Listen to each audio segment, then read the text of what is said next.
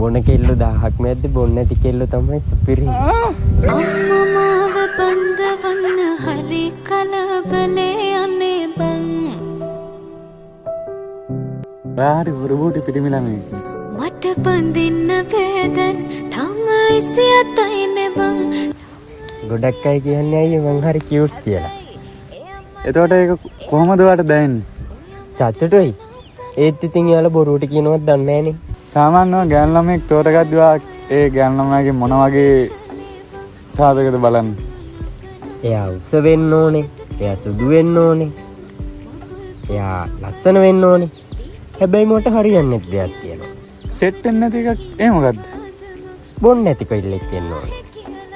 ඒ කියන්නේ බොන්නේ නැති කියන්නේ?